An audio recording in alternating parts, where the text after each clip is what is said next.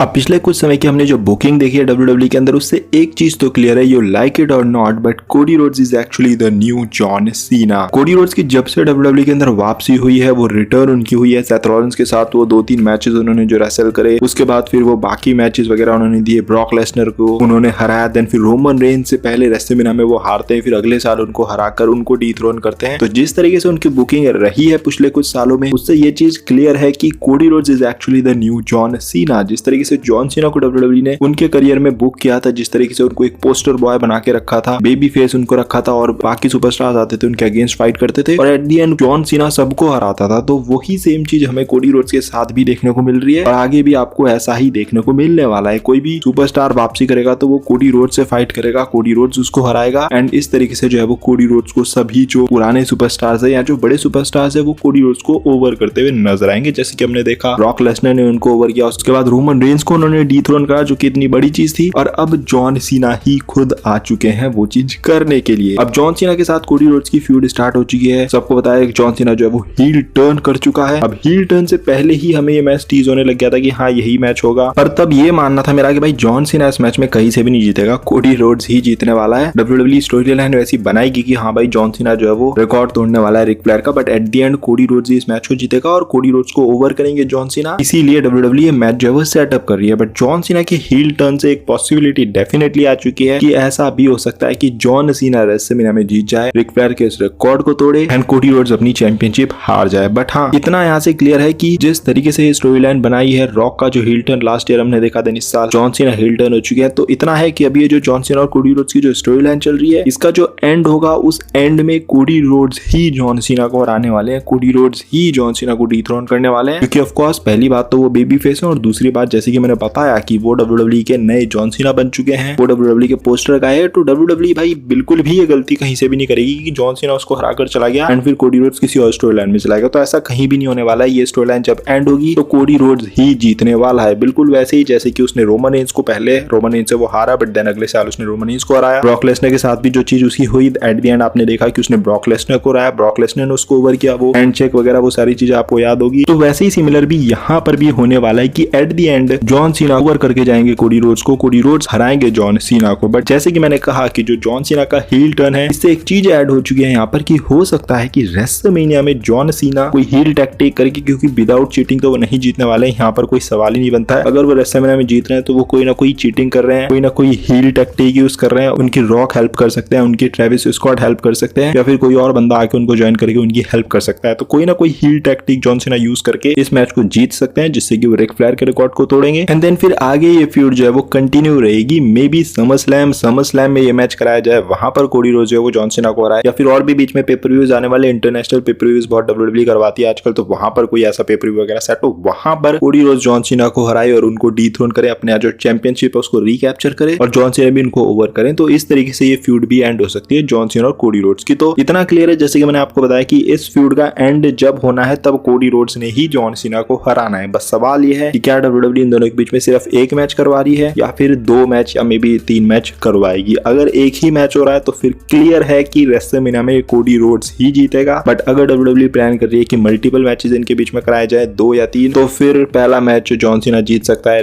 अपनी जो चैंपियनशिप है वो कैप्चर कर सकता है, रिकॉर्ड तोड़ सकता है रिक फ्लेयर का, और उसके बाद फिर कोडी रोड्स जो है वो दूसरे तीसरे मैच में जो है वो उससे वापस अपनी चैंपियनशिप ले सकता है। तो ये चीज क्लियर है क्योंकि लाइक आई सेड कि भाई कोडी रोड्स को WWE बना चुके हैं न्यू जॉन सीना, काफी ज्यादा लाउड एंड क्लियर है। कोडी रोड्स से वो चाहते हैं वो नंबर्स वगैरह जनरेट करना, वो मेगा स्टार बनाना, वो डेफिनेटली वो बन रहा है, उसमें कोई डाउट ही नहीं है। अब देखो मैं कोडी रोड्स को पसंद करता हूँ काफी टाइम से, जब से कोडी रोड्स की रिटर्न हुई है मजा आता है उसके मैचेस देखने में, उसका कैरेक्टर इंटरेस्टिंग है, काफी बेचारा टाइप उसको दिखाया जाता है, बट एट द एंड वो जीत जाता है समहाउ। रेसलिंग मूव्स उसके पास अच्छे हैं, अच्छी रेसलिंग वो लड़ता है, प्रोमोज वगैरह उसके काफी इंटरेस्टिंग होते हैं। तो अब देखो उसके अंदर है वो चीजें जो कि उसको नेक्स्ट जॉन सीना बना सकता है। सेम चीज WWE रोमन रेंज के साथ करना चाहती थी, बट वो चीज ड्रॉप हो गई बिकॉज रोमन रेंज के साथ आपको बताइए कि जब उसको बेबी फेस वाला रन दिया था उसको ओवर पुश कर रही थी WWE, बट क्राउड बिल्कुल भी बैक नहीं कर रही थी क्योंकि वहां पर कमी नजर आ रही थी। एक चीज क्लियर है भाई कि आप हील प्ले कर सकते हो, हील प्ले करना आज की डेट में कंपैरेटिवली इजी है, बट बेबी फेस प्ले करना ना भाई सही बता रहा हूँ बहुत डिफिकल्ट काम है। मतलब अच्छे बनकर क्राउड से चीयर्स दिलवाना लगातार ये बहुत डिफिकल्ट काम है। बूस्ट तो आप निकलवा लोगे, आप कोई गलत काम कर दोगे, किसी अच्छे सुपरस्टार के जहाँ पर अटैक कर दोगे तो क्राउड आपको बू करने लग जाएगा, क्राउड के बारे में कुछ उल्टा सीधा बोल दोगे वो बू करने लग जाएगा। जिस सिटी में आप उस सिटी के बारे में कुछ उल्टा सीधा बोल दो वो सिटी आपको बू करने लग जाएगी। तो देखो बू लेना बहुत ईजी है बट चीयर्स लेना ये बहुत टफ होता है भाई काम, और वो भी रेगुलर बेसिस पे जब आपको अच्छी बुकिंग भी मिल रही हो, आप मैचेस भी जीत रहे हो, उसके बाद भी अगर आपको क्राउड जब चीयर अगर करे ना तो इसमें बहुत बड़ी बात है। और अगर कोडी रोड्स ये चीज कर रहा है तो ये चीज आप मान लो कि भाई वो मतलब अलग ही चीज है, क्योंकि आज की डेट में होता ही है कि चीयर्स उसको मिलती है जो कि काफी ज्यादा अंडरडॉग है या फिर नया सुपरस्टार है, अभी उसने अचीव नहीं करी है बहुत ज्यादा चीजें, जैसे कि आप जे उसो को कह सकते हो, जे उसो को चीयर कर रही है क्योंकि भाई वो नया सुपरस्टार है, मतलब नया इन द सेंस की सिंगल्स में वो नया सुपरस्टार है, उसके लिए चाहती है ऑडियंस की भाई वो बड़ी बड़ी चीजें करे। सैमी ज़ेन अंडरडॉग है तो उसको काफी ज्यादा चीयर करती है ऑडियंस। सिमिलरली एले नाइट भी आप कह सकते हो, उसको भी चाहती है ऑडियंस की भाई इसको WWE अच्छा बुक करे, वर्ल्ड चैंपियन वगैरह बने एंड ऑल, तो वो चीजें अलग है। इसीलिए ऐसे सुपरस्टार जो बेबी फेसेस होते हैं, नए सुपरस्टार या फिर अंडरडॉग सुपरस्टार्स को बुकिंग क्योंकि उस तरीके की नहीं मिलती है तो क्राउड उनको बैक करता है ताकि उनको अच्छी बुकिंग मिले। फिर जब उनको अच्छी बुकिंग मिलने लग जाती है तो क्राउड बहुत पसंद भी करता है वो चीजें। बट ऑलरेडी जो सुपरस्टार टॉप पर है, जिसको अच्छी बुकिंग मिल रही है, रॉयल रंबल जीत रहा है, चैंपियनशिप्स पे चैंपियनशिप जीत रहा है, सारी चीजें कर रहा है, स्टिल उसके बाद भी अगर उसको चेयर वगैरह मिल रही है ना तो भाई वो मतलब बहुत ही अच्छा काम कर रहा है। और इसीलिए WWE जो है वो इस चीज को खोना नहीं चाहती है। कोडी रोड्स जो चीज कर रहा है इसको WWE नहीं खोना चाहती है। अभी मैंने लास्ट में जैसे बोला अभी कि रोमन रेंज के साथ WWE सेम चीज करना चाहती थी बट वो चीज फ्लॉप हुई। रोमन रेंज बेबी फेस में सुपर फ्लॉप हो गया था एक टाइम पर आकर। शुरू में उसको